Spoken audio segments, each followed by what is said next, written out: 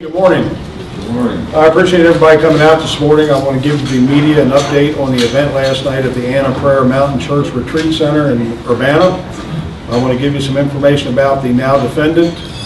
We do have one defendant in custody. His name is Song Soo Kim, 30-year-old out of Falls Church, Virginia. Again, recap from last night, we have one deceased victim, one surviving female victim. They were a married couple from the Republic of South Korea in town here on a missionary venture for the church group.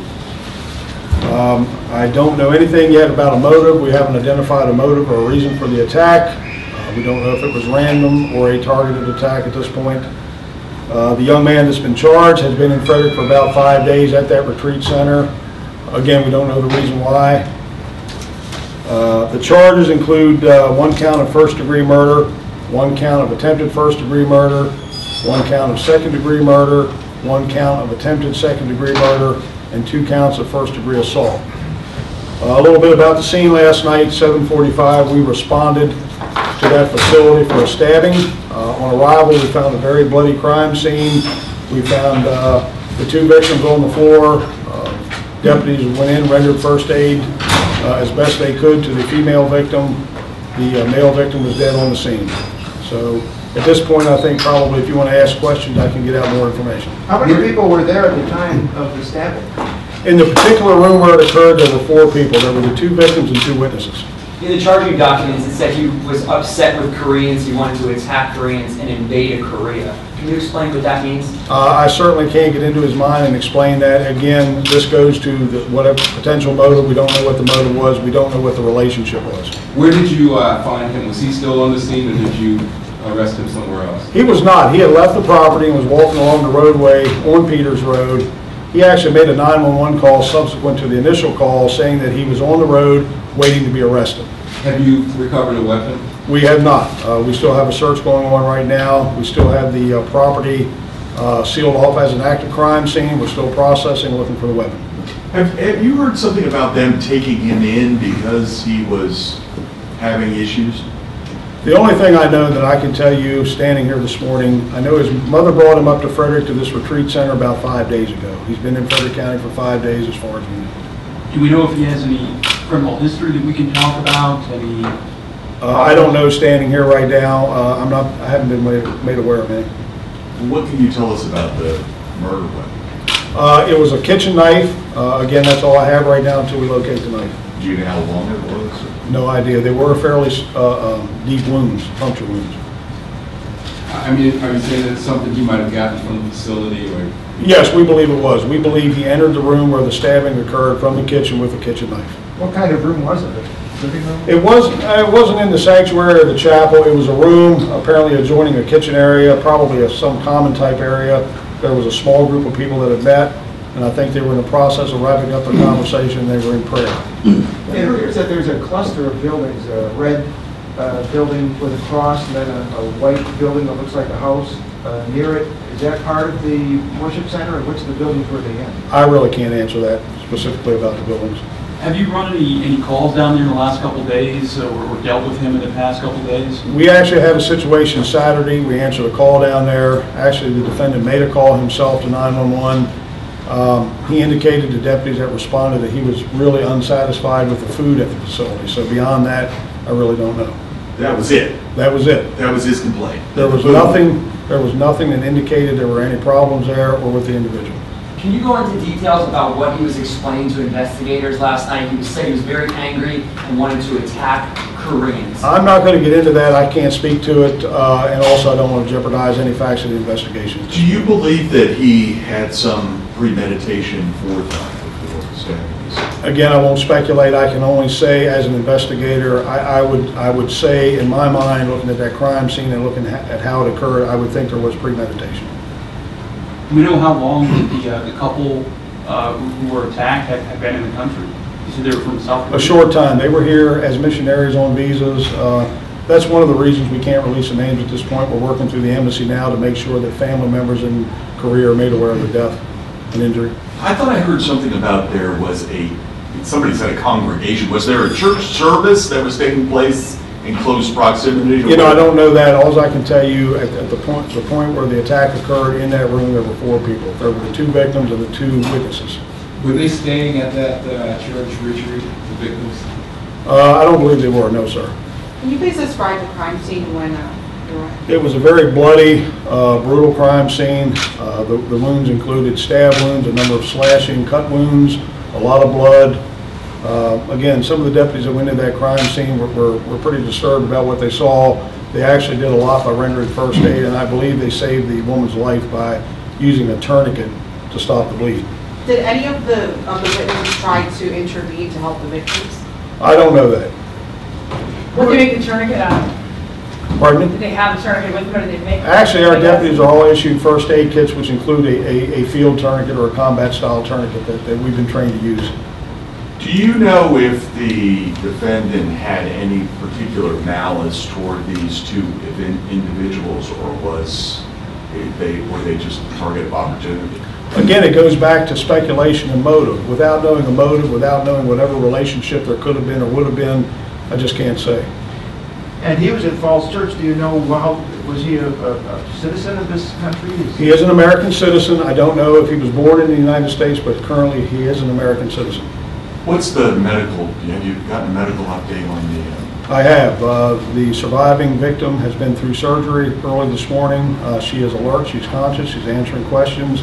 And I would say the last update that was given to me is stable, or serious but stable. Can you characterize these other 2 witnesses who were also in the room? I can. They were both female witnesses who were in the room. I don't know. They were interviewed last night. I have no idea what they specifically said about the attack.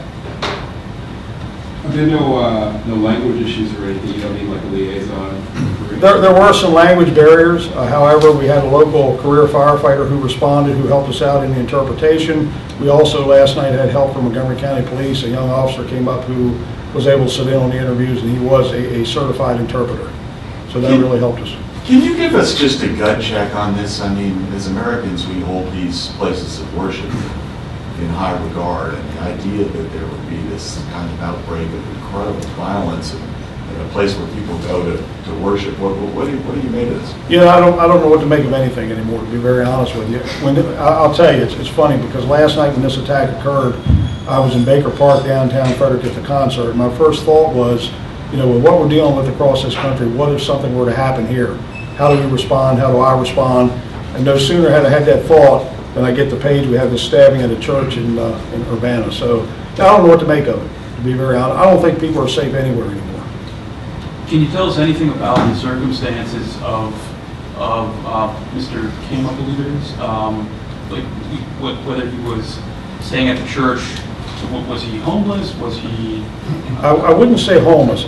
Again, what I do know is his mother brought him up here about 5 days ago to stay at this retreat. I don't know the reason why. I wouldn't say he's homeless. Apparently he has family who cared enough about his well-being to bring him up here for whatever reason. Was he staying there for a fixed amount of time? You said, I don't know that. Okay. Does this center take in people from other areas to stay there, and for what reason? Again, I don't know. The only thing I do know is it's a Korean church-based organization, combination church, retreat. I don't know if it's a counseling center. It may be. Again, I just don't know. You know if it's affiliated with a larger church? I can't answer that. Christian, Catholic? I don't know what denomination. Okay. Is the ethnic background of the suspect also Korean? I believe it is, yes. Was Again, we're trying to work through some of these questions with the embassy. Is the room in which this occurred in the same building as the kitchen where the knife was apparently obtained? Yes, there was. The kitchen did adjoin the room where the attack occurred. When you say that the surviving victim is answering questions, is she answering investigators' questions, or? Yes, yes. And has she been able to assist? Well, I don't know to what degree she's been able to answer specifics, but I do know she's answering questions. The good part of it is she's conscious, she's alert, she's going to survive at this point. So we'll take it a step at a time, a day at a time. Was there any other assistance that was provided you from other agencies in the area? No, to my knowledge, again, Montgomery County with the interpreter, but the rest of it was the sheriff's office. We sent teams of investigators to the scene last night. We had commanders on scene. So it was pretty much an agency operation. Were you able to meet with any of the other congregants or people at the church, and can you tell us how they're doing? I didn't get directly involved. I did see the two witnesses here last night. I didn't get involved in the conversation. I didn't think it was necessary. Again, it's important we work through this, methodically to get witness statements. We've got to work through the language barriers. I'm very confident we've got a good case against Mr. Kim, and justice will prevail. Were the two witnesses attacked, or was it just the two victims that were? By all appearances, by all accounts, it was only the married couple, the two victims. Do we know whether there's any North-South Korean distinction among the folks involved here? Is everybody South Korean? As far as I can determine, they are from the Republic of South Korea. Do you know if he went to attack the husband and then the wife came to assist her husband? That's what I understand based on the evidence we found at the scene and based on the witness statements, yes. Attack the husband? The husband first, and then the wife intervened, and apparently she was attacked second. Both victims suffered a number of stab wounds, a number of slashing cuts. And I go back to a very, very bloody, bad crime scene. Can you describe what he told the 911 operators when he called 911? Just to paraphrase, he said apparently he identified himself, said he was on the roadway waiting to be arrested. Do you know if the decedent, did he work in the kitchen? Do you know? Not to my knowledge. There was no conversation about any employment. As far as I know, he was a guest at that facility, had been brought there to stay, and again, I don't know why. The decedent. The decedent, no, they were a couple, they were missionaries that were here on a temporary visa. But you don't know whether they were like making the food that No, he was I don't so know. upset about on I Saturday? don't know. I have no idea. Was he arrested on Peter Road there? He was taken, he was detained, brought to the law enforcement center for questioning, and charges were filed early this morning. And how far was he from the center? I don't happen to know that.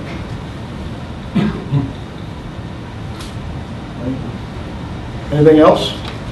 Thank you very much. Could you say and spell your name for us?